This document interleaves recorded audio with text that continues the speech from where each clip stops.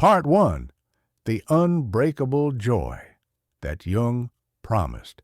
Have you ever had a perfect day filled with joy only to have one comment, one email, or one piece of bad news completely shatter it? It's a feeling most of us know too well. Your happiness feels like a delicate glass sculpture. Beautiful, yes, but so fragile that a single crack can bring it crashing down. What if I told you that this fragility isn't a life sentence? What if there was a way to build a kind of joy so deep, so strong that nothing, not a harsh word, not a failure, not even life's biggest storms, could ever steal it from you? A brilliant mind named Carl Jung didn't just believe this was possible, he saw it as the very purpose of being human. Let's dig into that idea for a moment. We all experience joy in fleeting bursts. Maybe it's a sunny afternoon with friends, a promotion at work, or a quiet moment with a good book. But then something happens. A criticism stings, a plan falls apart, or the world just feels heavy, and that joy vanishes like smoke. This is what we might call fragile joy. It's lovely when it's there, but it's at the mercy of everything around us. Now imagine another kind of joy, one that doesn't flicker out when life gets tough. Picture it as an unshakable joy, a steady flame that burns no matter what's thrown at it. That's the promise we're exploring here, and it's not just a feel-good fantasy, it's a possibility Jung spent his life mapping out. So, who was Carl Jung, and why should we care what he thought? You might know him as a name dropped in psychology textbooks, but he was so much more than that. Jung was a doctor of the soul, a man who didn't just study the mind. He ventured into its deepest corners. Born in Switzerland in 1875, he started as a psychiatrist, but his curiosity drove him beyond medicine into philosophy, mythology, and the mysteries of human existence. And one of his most radical discoveries was this: joy isn't something you stumble across like a lucky penny. It's not hiding in the next job, the next relationship, or the next sunny day. Joy is something you build, brick by brick, inside yourself. Here's the central idea of this video we're starting together. True joy, the kind that lasts, isn't a gift from the outside world. It's a fortress you construct within. Most of us spend our lives chasing happiness out there. Better stuff, more approval, fewer problems. But even when we catch it, it slips away. Why? Because we're looking in the wrong place. Jung's genius was in showing us that real unbreakable joy comes from turning inward. It's about facing who you are, all of it, the good, the messy, the hidden, and building something solid from that raw material. He didn't just theorize about this.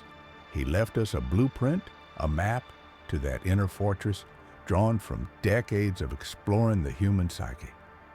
This video is about giving you that Jungian blueprint. Over the next 9 parts, we'll walk through how to create that unshakable center step by step. We'll learn how to protect your joy from the thieves that try to steal it. Some you can see coming, like a bad day or a hurtful comment, and some that sneak up from within, quieter, but far more dangerous. By the end, you'll see why Jung once said, "The privilege of a lifetime is to become who you truly are." That's not just poetry, it's the key to a joy that nothing can touch. But before we can start building, we need to know what we're up against. Who are these thieves of joy? You might think they're all out there. Crabby bosses, rainy days, broken plans, and sure, those play a part. But the real master thief, the one that's been slipping through your defenses your whole life, isn't outside of you. It's inside. Let's find out who it is. Part 2. The invisible thieves of your happiness. Think about it. We all have those days when everything seems perfect. A sunny morning, a great cup of coffee, maybe even a compliment from a stranger. But then, out of nowhere, one small thing happens. Someone cuts you off in traffic. Your boss sends a curt email. You scroll through social media and see everyone else's highlight reel. Suddenly, your mood plummets. That fragile joy you had, gone, like it was never there. It's frustrating, isn't it? We blame these external factors, our boss, the news, that rude driver, for stealing our happiness. And sure, they play a part. But here's the thing. These are just the petty thieves. They're the pickpockets of joy, snatching a little here and there. The real master criminals, the ones who can rob you blind without you even noticing, are hiding inside your own mind. And Carl Jung, the brilliant psychologist, was obsessed with uncovering these internal thieves. Let's start with the obvious ones, the external thieves. Criticism is a big one. A harsh word from someone can sting for days, making you doubt yourself. Setbacks at work or in your personal life feel like punches to the gut. Missed opportunities, failed plans, broken dreams. And then there's the way other people's moods can drag us down. It's like we're all connected by invisible strings. When someone else is upset, we can't help but feel it too. Ever walked into a room and instantly sensed the tension? That's the external thief at work. These forces are real and they can be relentless. But Jung believed they're not the whole story. In fact, they're not even the most dangerous. The true threats to your joy come from within. These are the master criminals, the ones that operate in the shadows of your psyche, so quietly you might not even know they're there. Let's meet them. The first internal thief is our constant need for approval. We live in a world that trains us to seek validation from others. From likes on Instagram to performance reviews at work, we're told to measure our worth by what other people think. It's like we've handed over the keys to our happiness and said, "Here, you hold on to these." We let their opinions, their approval, their mood swings dictate how we feel about ourselves. Imagine building a beautiful house and then giving the front door key to a stranger. That's what we do with our joy when we live for external validation. We're at the mercy of others' whims, and that's a dangerous place to be. One day, they might decide to kick you out, and you're left with nothing. The second thief is sneakier. It's that negative inner voice that whispers, or sometimes shouts, that you're not good enough, smart enough, or worthy enough. Jung would call this the unconscious critic. It's like a bully living rent-free in your head, constantly putting you down. The worst part? You often don't even realize it's there. It's become so much a part of you that you mistake its voice for your own. But it's not. It's a thief, stealing your joy bit by bit. This voice often comes from past experiences, maybe a harsh teacher, a critical parent, or societal expectations. Over time, it convinces you that you're not enough, and you start to believe it. Jung taught that this voice isn't the truth. It's a distortion, and the first step to disarming it is to recognize it for what it is, a liar and a thief. The third thief is perhaps the most insidious. It's the exhaustion that comes from not being true to yourself. Jung called this living through your persona, the mask you wear to fit into society. We all have a persona. It's necessary to navigate the world. It's the version of you that smiles politely, follows the rules, and says the right things. But when you start to believe that this mask is who you really are, you lose touch with your true self. It's like being an actor who's forgotten they're playing a role. At first, it might be fun, but eventually, it becomes exhausting. You start to feel like a fraud, like you're living someone else's life.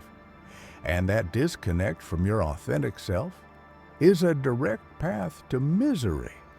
Jung believed that to find true joy, you must peel back the mask and discover who you really are beneath it.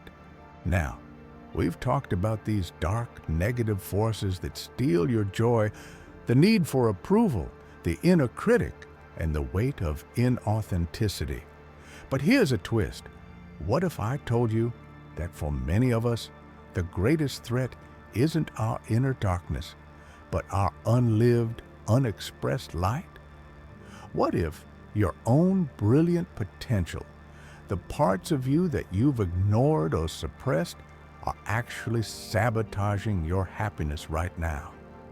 It sounds counterintuitive, doesn't it?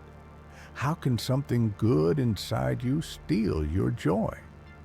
But Jung's insights into the human psyche reveal that when you ignore your potential, when you don't live up to who you could be, it creates a kind of inner tension, a dissatisfaction that eats away at your happiness. It's a shocking paradox, and it's something Jung believed was absolutely critical to understand. We'll dive into this surprising truth later in the video, so stay tuned. It's a game changer. But for now, with these thieves identified, both the petty external ones and the master internal ones, we need to figure out how to protect ourselves. How do we build that unbreakable joy?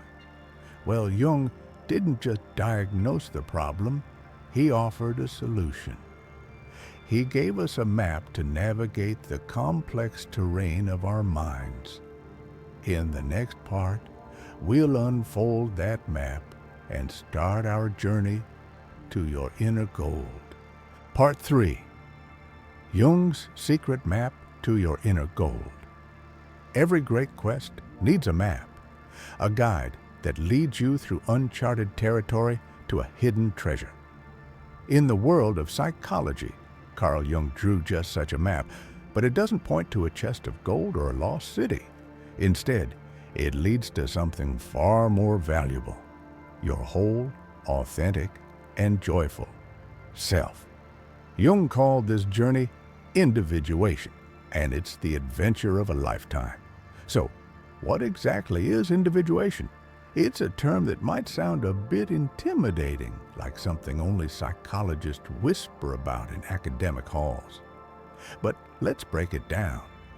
Individuation isn't about becoming perfect or chasing some idealized version of yourself.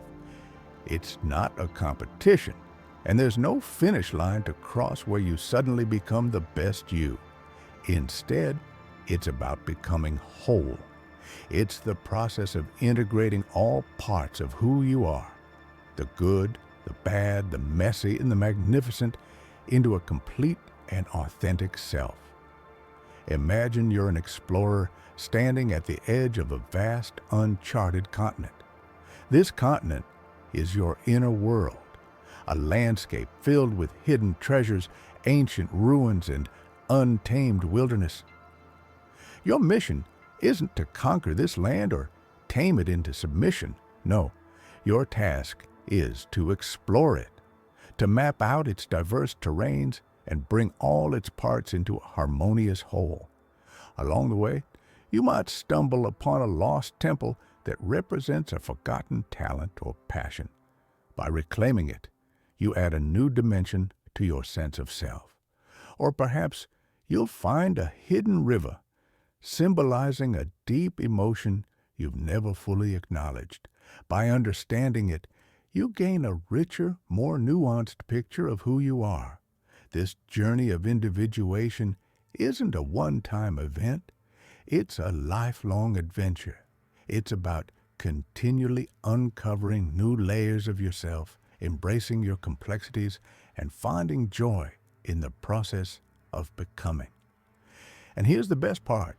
You don't need to be a psychologist or a philosopher to embark on this quest.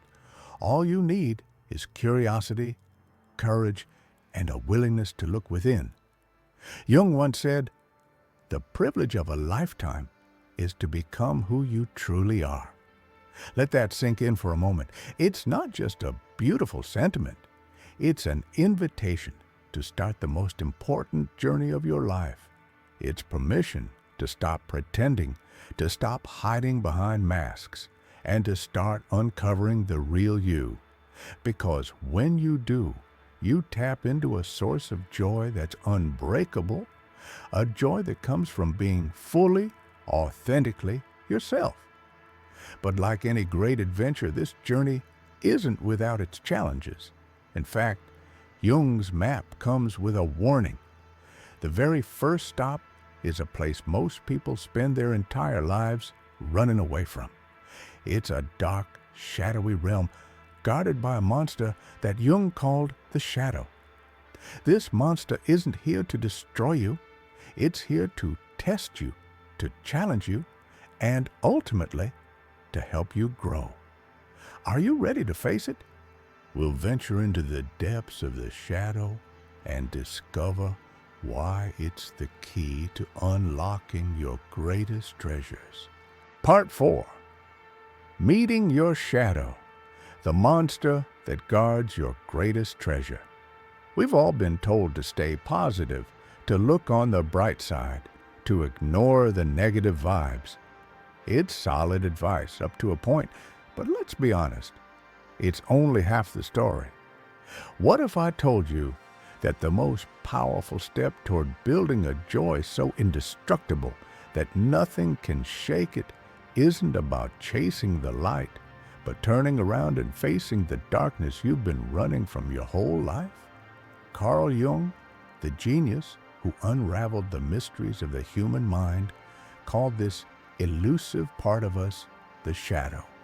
And here's the real thing. It's not something to fear.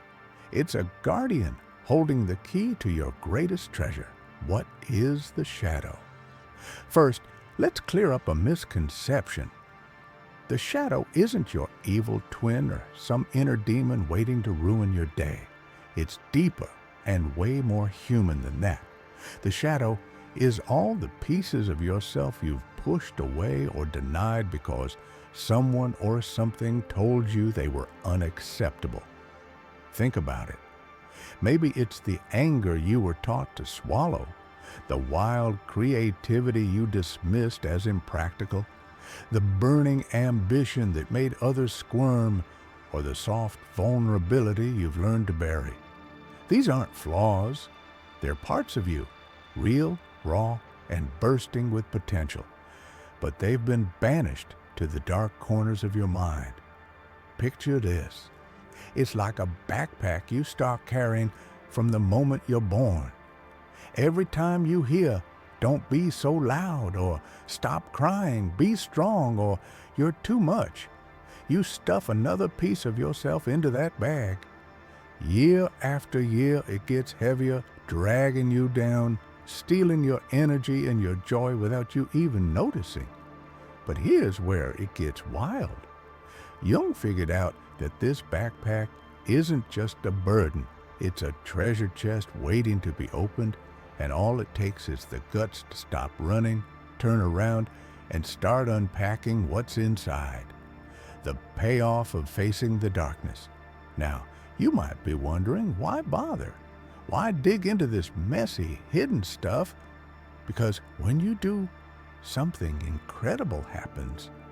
When you start to integrate your shadow, when you own those forgotten pieces of yourself, you tap into a well of energy, authenticity, and power that you didn't know you had. It's like reclaiming lost fragments of your soul. Jung said it best. One does not become enlightened by imagining figures of light, but by making the darkness conscious. Real joy doesn't come from slapping a fake smile over everything. It comes from shining a light on the parts you've been taught to hide. That's the road to wholeness, and yes, it's intense. It can feel like diving into a mystery without a map. But don't worry, you won't be left to stumble blindly. Ever had one of those moments where a coincidence seemed too perfect to be chance? That's something Jung called synchronicity, and it's like the God giving you a nod. We'll explore that language in just a bit, so hang tight. It's going to blow your mind. Why this matters. So what's next? Facing your shadow is the first big step on this journey. It's where the adventure kicks off. But it's not the whole story. Once you've met the monster guarding your treasure, you'll be ready to look at the flip side, the face you show the world. That's the persona, your golden mask. And while it might feel like a strength, it can also trap you in a prison sneakier than you'd think. Part 5. The Golden Prison. Are you trapped by your own mask? Let's talk about something you probably spent time on this morning. It gets you likes on social media, promotions at work, and approval from others. I'm talking about your mask. Carl Jung called it the persona, and it might be a golden prison, a beautiful trap you've built without even realizing it. What is the persona? The persona is the social mask we wear to function in society. Think of it as a uniform, tailored for different situations. At work, you might slip into the role of the reliable team player. With friends, you're the one cracking jokes. Online, you're the polished version of yourself, racking up likes and shares. This isn't fake. It's necessary. Just as a doctor wears a white coat to signal expertise, or an actor dons a costume to play a part, we all adapt to fit the scenes of our lives. Without the persona, the world would be a mess of unfiltered chaos. It's how we say, here's who I am in this moment, in this place. The danger of forgetting. It's a mask. But here's where the trouble starts. What happens when you wear that mask so long you forget it's not your real face? When you start believing the uniform is all you are? Jung called this over-identification, and it's like stepping into a golden prison. The bars are shiny, made of praise, success, and admiration, but they're bars all the same. You're locked into a role, cut off from the messy, vibrant truth of who you really are. Picture an actor who's played the same character for years. Off stage, they stumble, unsure of their own voice. Or think of that influencer with 1 million followers who feels empty inside, chasing likes to fill a void they can't name. That's the trap. You can have all the applause in the world, but if it's for a version of you that's only half true, there's a quiet ache beneath it all. A feeling of being a fraud, even when you're winning. How it steals your joy. This constant performance is exhausting. It's a thief that slips in and steals your joy. Why? Because real joy, the kind that sticks with you, doesn't come from the outside. It's not in the promotions or the perfectly curated feed. It flows from your true self, the part of you that exists beyond the masks. When you're stuck in the persona, always adjusting, always performing, you lose touch with that core. You're like a puppet dancing to everyone else's tune, and the spontaneous, honest happiness of just being you slips away. Have you ever felt like an imposter, even at your best? That's the mask talking, hinting you're not who you're pretending to be. It's a sign you've drifted from your authentic self. But here's the good news. You can find your way back. It starts with seeing the persona for what it is, a tool, not your whole identity. Breaking free, finding joy. Jung said, "The most terrifying thing is to accept oneself completely. It's scary to look behind the mask, to face the unpolished parts of you, but it's also freeing. When you do, the golden prison starts to crack. You don't have to throw the persona away, it's still useful." Looking ahead. So we have the hidden shadow, the parts we bury, and the visible persona, the face we show. Navigating between them is the art of life. And as you walk this path, something wild happens. The God starts to speak to you. It whispers in signs and signals, a language only those on the journey can hear. Part 6, Synchronicity, how the God signals your true path to joy. Remember when I asked how you know you're on the right path in your inner journey? How the God might send you signals to confirm you're on track. The time has come to answer that. Carl Jung, the brilliant explorer of the human psyche, gave this phenomenon a name you've probably heard but may not fully understand. Synchronicity. It's not just a coincidence, it's a meaningful coincidence. A moment when the God seems to align with your soul's deepest currents. The magic of meaningful coincidences. So, what exactly is synchronicity? It's when an event in the outer world powerfully reflects your inner state or journey in a way that feels too significant to be random. Picture this. You're lost in thought about an old friend you haven't seen in years, and suddenly your phone rings. It's them. Or maybe you're grappling with a big decision, and everywhere you turn, you see the same symbol. A number, a bird, a phrase that seems to whisper guidance. These aren't accidents. They're moments when the outer world mirrors your inner world, like the God is holding up a sign saying, "You're exactly where you need to be." These examples are simple, but they carry profound weight. Synchronicity isn't about grand miracles or cosmic fireworks. It's quiet, personal, and deeply meaningful, like a secret language between you and the world. It's the feeling of awe when a book falls open to the exact page you needed, or when a stranger's words echo the question you've been wrestling with all week. These are the God's gentle nudges. Its way of saying, pay attention, this matters. A compass for your inner journey. Now, let's connect this to something bigger, your path to individuation.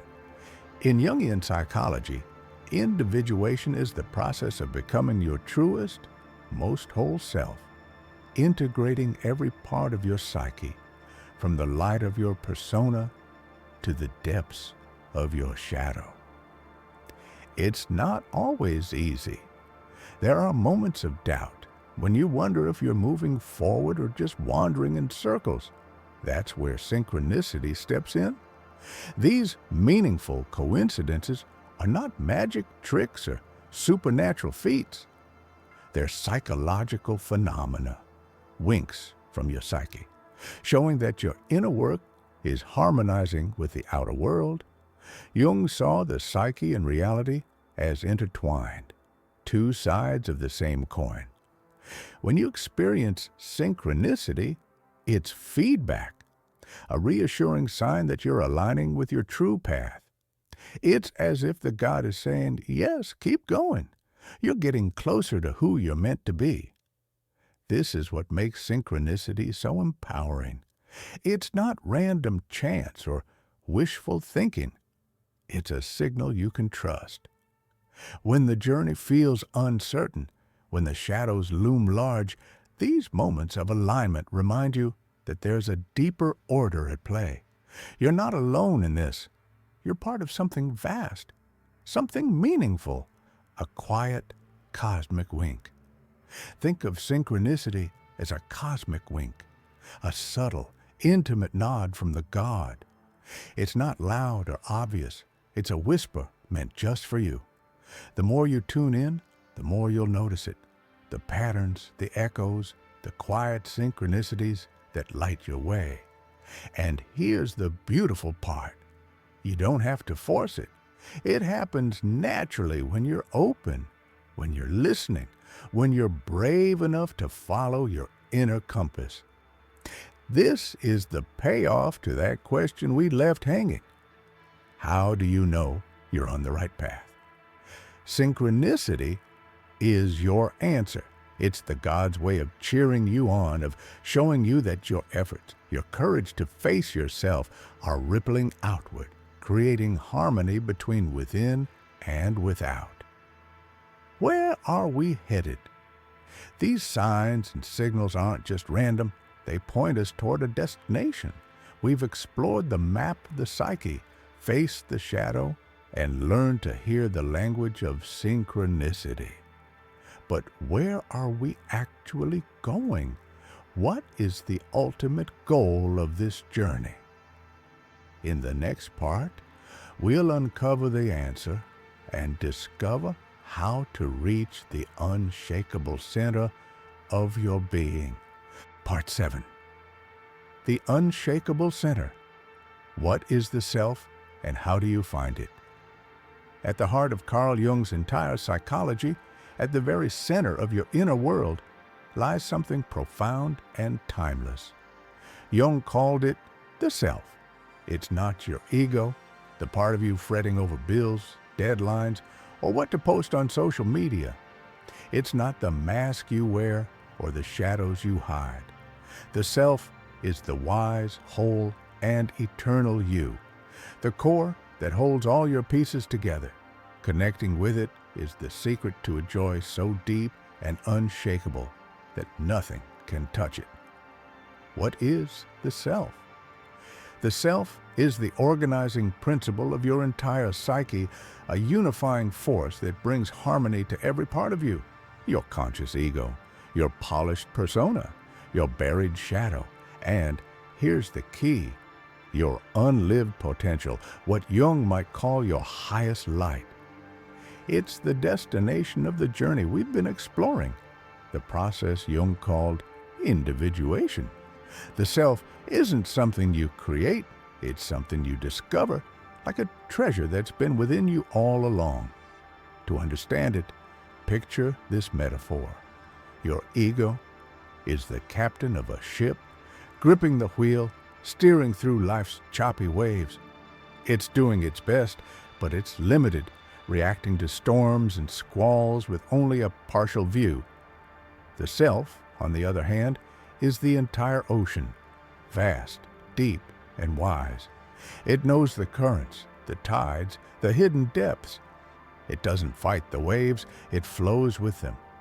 When you live from the self, you're no longer just the frantic captain. You're in tune with the greater rhythm of your existence.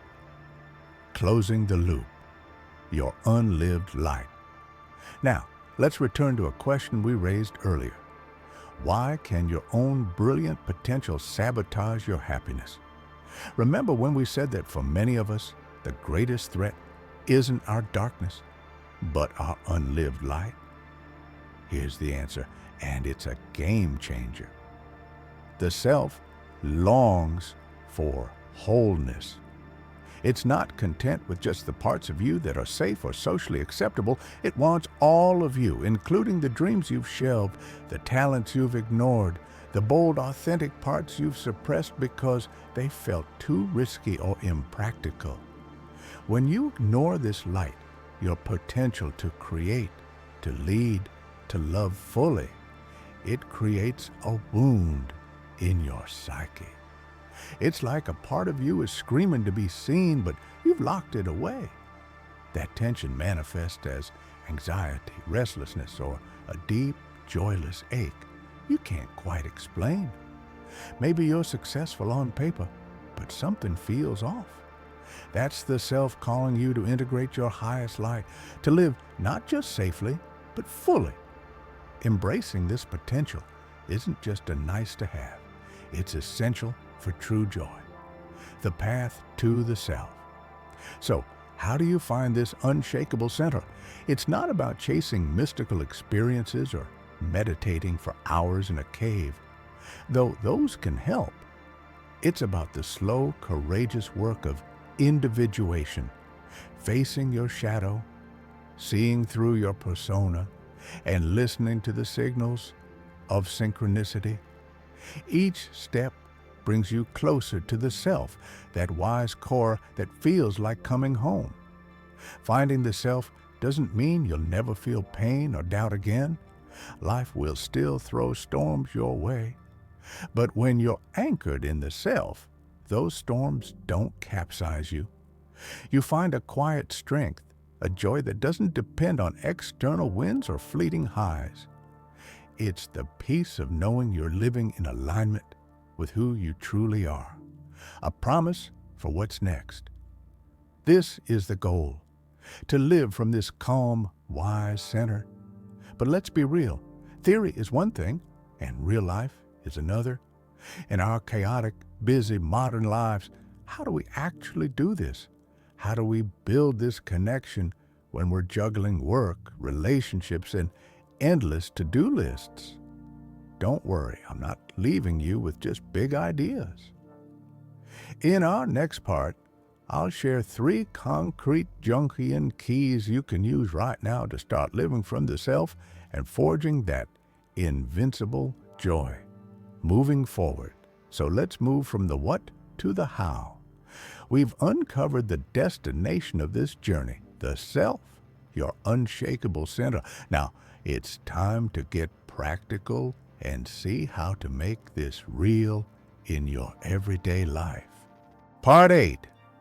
The 3 Jungian keys to forging invincible joy. As promised, the theory is done. It's time for practice. If you want to start building your inner fortress of joy today, right now, in the middle of your messy, busy life, here are 3 essential keys forged directly from Carl Jung's work. These aren't abstract ideas. They're concrete steps you can take to connect with your true self, integrate your inner world, and create a joy that nothing and nobody can steal. Let's dive in. Key 1. The dialogue with the unconscious. The first key is to start a conversation with your unconscious mind. This isn't just thinking about your day or replaying your to-do list. It's honest, curious self-reflection, a way to listen to the deeper parts of you that don't always get a voice. Jung believed the unconscious is like a wise friend full of insights, but it speaks quietly. You have to lean in to hear it. One simple way to do this is through journaling, but not just any journaling. Try asking your shadow what it wants. For example, if you're feeling frustrated, write down, what am I really angry about? What part of me feels ignored? Don't censor yourself. Let the words flow. You might be surprised by what comes up, maybe a buried need or a truth you've been avoiding. This act of listening builds a bridge to your unconscious, helping you uncover what's blocking your joy. Another powerful technique is paying attention to your dreams. Jung saw dreams as letters from the self, offering clues about your inner journey. You don't need to be a dream expert. Just jot down what you remember in the morning. Even if it's fragmented, ask, what's this trying to tell me? Over time, patterns emerge, guiding you toward wholeness. Start small, 5 minutes of journaling or dream notes a day, and you'll begin to hear your psyche's voice loud and clear. Key 2. Courageous integration. The second key is courageous integration, embracing your full reality, especially the parts you pushed away. This means welcoming your shadow, not as an enemy, but as a long-lost friend. It's about saying, I see you and you belong here. This isn't easy, it takes guts, but it's transformative. Let's make it practical. Say you repress your anger because you were taught it's bad. Instead of bottling it up, find a safe way to feel it. Maybe punch a pillow, write a fiery letter you never send, or even just sit with the sensation and name it. This is anger. By acknowledging it, you take its power back. Or maybe you deny your need for rest, always pushing yourself to do more. Integration here looks like scheduling a guilt-free nap or saying no to an extra task. These small acts of acceptance tell your psyche, all of me is welcome. The payoff? When you integrate these disowned parts, you reclaim their energy. That suppressed anger might fuel your assertiveness. That ignored need for rest might spark creativity. Each step of integration makes you more whole, and wholeness is the foundation of joy. Start with one small act today. What's one part of you that's been waiting to be seen? Key 3, creative expression. The third key is creative expression, giving a voice to your soul. Jung believed that creating something, anything, is a way to make the unconscious tangible. It's how you bring your inner world into the outer world, and it's a profoundly joyful act. You don't need to be an artist or a genius. This is about the process, not the product. Try this. Pick something simple. Write a poem, even if it's just a few lines. Sketch a doodle in a notebook.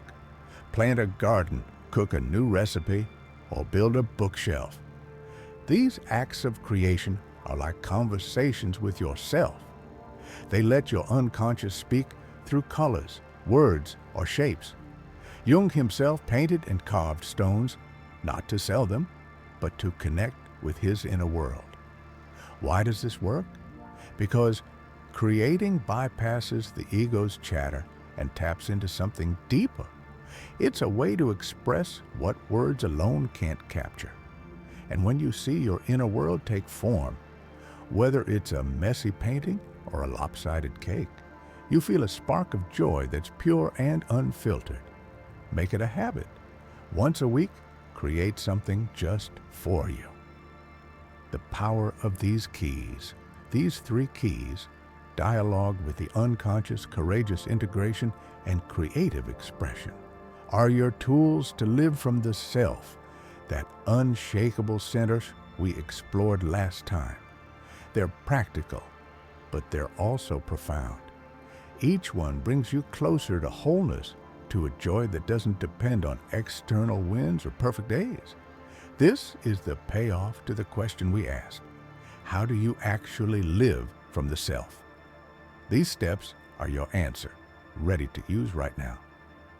Looking ahead, these keys don't just open doors, they forge a new person, a person whose joy is their own, rooted in authenticity and strength.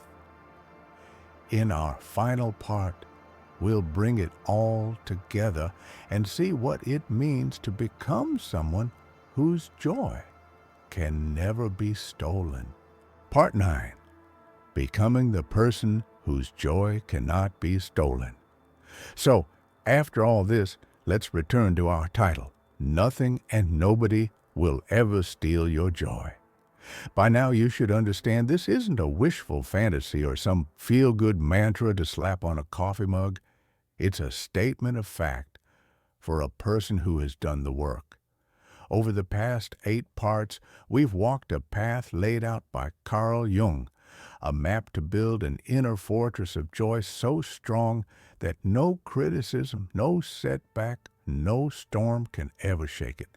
Let's bring it all together and see what it means to become that person, the one whose joy is untouchable.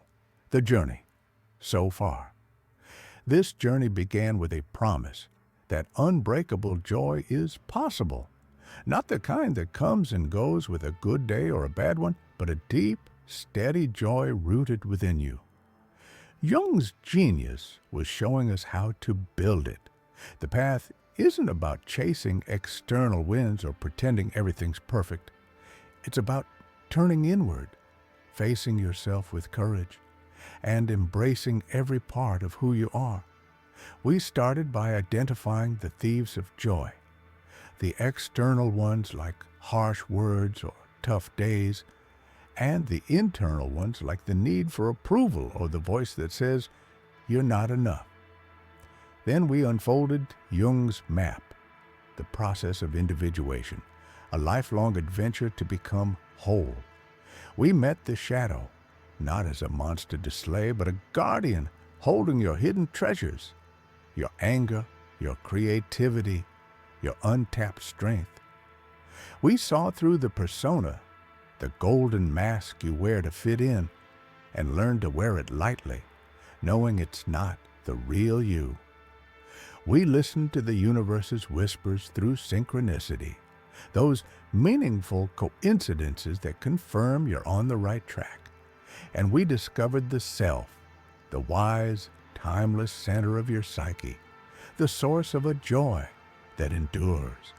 Along the way, we picked up 3 practical keys: dialogue with your unconscious through journaling or dreams, courageous integration of your shadow's gifts, and creative expression to give your soul a voice. These aren't just tools, they're the bricks and mortar of your inner fortress. Redefining joy. Let's be clear about what joy really is.